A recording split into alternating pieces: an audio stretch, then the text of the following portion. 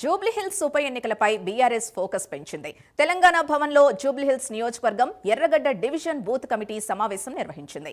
జూబ్లీహిల్స్ ఉప ఎన్నికల్లో గెలుపుపై కార్యకర్తలకు కేటీఆర్ దిశానిర్దేశం చేశారు. అధికారంలోకి వచ్చాక హామీలను సీఎం మర్చిపోయారన్నారు.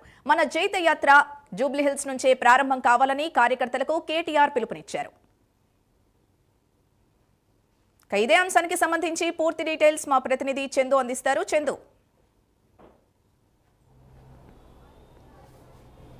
సింధు, జూబ్లీహిల్స్ ఉప ఎన్నికపై బీఆర్ఎస్ పార్టీ చాలా సీరియస్గా దృష్టి సారించింది. ఇప్పటికే డివిజన్ల వారీగా కేటీఆర్ వరుసగా సమావేశాలు కూడా నిర్వహిస్తూ ఉన్నారు. ఇప్పటికే తెలంగాణ భవన్లో రెహమత్ నగర్, వెంగళరావు నగర్, యూసఫ్ కూడా ఎర్రగడ్డ డివిజన్లకు సంబంధించి బూత్ స్థాయి కమిటీ నేతలతో కూడా సమావేశాలు వరుసగా నిర్వహిస్తున్నారు. ముఖ్యంగా చూసినట్లయితే ఇంకా షేక్పేట, బోరబండ, సోమాజిగూడ ఈ 3 డివిజన్లు కూడా వరుసగా నిర్వహించబోతున్నారు. ప్రధానంగా ఎన్నికల్లో అనుసరించాల్సినటువంటి వ్యూహంపైనే ప్రధానంగా నేతలకు దిశానిర్దేశం చేస్తున్నారు. ముఖ్యంగా సిట్టింగ్ స్థానం బీఆర్ఎస్ కావడంతో ఎలాగైనా మళ్ళీ స్థానాన్ని నిలబెట్టుకోవాలని కూడా బీఆర్ఎస్ పార్టీ ప్రయత్నాలు అయితే చాలా ముమ్మరంగా చేస్తున్న పరిస్థితి మనం చూస్తూ ఉన్నాం. ప్రధానంగా చూసినట్టయితే ఇప్పటికే డివిజన్ల వారీగా ఇన్ఛార్జీలను కూడా నిర్మించారు. ముఖ్యంగా మాజీ మంత్రులు, మాజీ ఎమ్మెల్యేలు, మాజీ కార్పొరేషన్ చైర్మన్లను కూడా అన్ని డివిజన్లలో కూడా ఇన్ఛార్జిగా నియమించి ఇప్పటికే వారందరినీ కూడా క్షేత్రస్థాయిలో పర్యటించేలా కూడా ప్లాన్ చేసింది. ఇప్పటికే వాళ్ళంతా కూడా డివిజన్లలో తిరుగుతూ ఉన్నారు.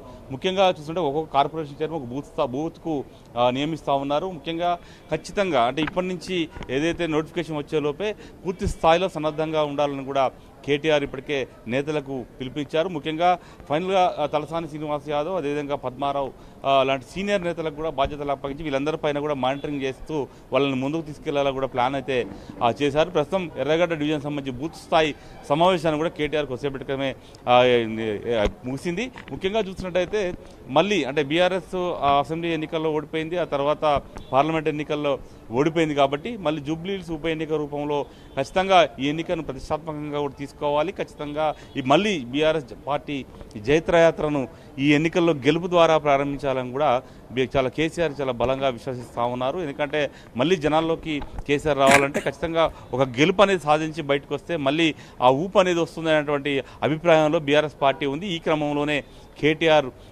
ఈ యొక్క జూబ్లీహిల్స్ ఉప ఎన్నికను కూడా చాలా సవాల్గా తీసుకొని ఉన్నారు. ఎందుకంటే ఒకవైపు రాష్ట్రంలో కాంగ్రెస్ పార్టీ అధికారంలో ఉంది, అటు అధికార బలం ఉంటుంది. కాబట్టి ఇప్పటికే అటు కాంగ్రెస్ పార్టీ కూడా 3 మంత్రులను రంగంలో దించింది. తుమ్మల నాగేశ్వరరావు, అదేవిధంగా వివేక్, పొన్నం ప్రభాకర్లను దించి అక్కడ కూడా అధికార పార్టీ కూడా ఈ సీట్ని ఎలాగైనా కైవసం చేసుకోవాలని ముందుకెళ్తున్న క్రమంలో ఖచ్చితంగా అంటే బ్రేకులు వేయాలి, అధికార పార్టీకి బ్రేకులు వేయాలి, ఖచ్చితంగా విజయం సాధించాలని కూడా పార్టీ బీఆర్ఎస్ భావిస్తూ ఉంది. ప్రధానంగా దివంగత మాజీ ఎమ్మెల్యే మాగంటి గోపీనాథ్ సతీమణికే దాదాపుగా టికెట్ కూడా కన్ఫామ్ అయినట్టుగా మనకు తెలుస్తోంది. ఎందుకంటే ఇక అక్కడ ఎవరు కూడా బీఆర్ఎస్కు వేరే ఆల్టర్నేటివ్గా ఎవరు లేకపోవడంతో ఖచ్చితంగా ఆమెకే సీట్ ఇవ్వాలని భావిస్తున్నారు. మరోవైపు సెంటిమెంట్ కూడా వర్కౌట్ అవుతుంది. మాగంటి గోపీనాథ్ 3 సార్లు ఎమ్మెల్యేగా నియోజకవర్గంలో గెలిచారు. ముఖ్యంగా ఎక్కువగా జూబ్లీహిల్స్ నియోజకవర్గం బస్తీలతో నిండి ఉంది. కాబట్టి బస్తీల్లో మాగంటి గోపీనాథ్ కూడా కొంత ప్రత్యేకమైన గుర్తింపు ఉంది. ఆయన 3 సార్లు ఎమ్మెల్యే గెలిచి జనంలో ఉన్నారు. కాబట్టి వాళ్ళ సతీమణికి సునీతకు టికెట్ ఇస్తేనే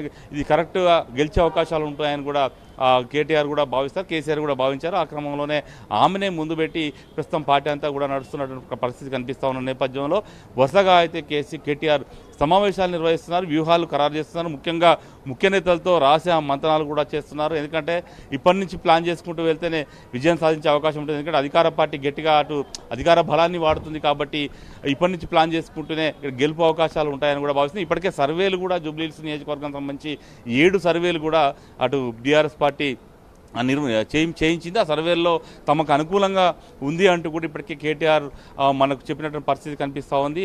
ఈ నేపథ్యంలో ఎవరు కూడా ఏమరపాటుగా ఉండొద్దు, సర్వేల్లో గెలుపు అవకాశాలు ఉన్నప్పటికీ కూడా ఏది పోలింగు అయ్యే వరకు కూడా అందరూ కూడా చాలా జాగ్రత్తగా కింది స్థాయిలో క్యాడర్ అంతా కూడా జాగ్రత్తగా పనిచేయాలి అని చెప్పి కూడా ఇప్పటికే వచ్చినటువంటి నేతలందరికీ కూడా కేటీఆర్ దిశానిర్దేశం చేశారు. మొత్తంగా చూస్తుంటే జూబ్లీహిల్స్ ఉప ఎన్నిక మాత్రం చాలా హాట్గా మారింది. ఎందుకంటే జూబ్లీహిల్స్ ఉప ఎన్నికల్లో ఇటు కాంగ్రెస్ అటు బీఆర్ఎస్ మధ్య మాత్రం హోరాహోరీ పోరు అయితే త్వరలో జరగబోతోంది. Sindhu. Right, thank you Chandu.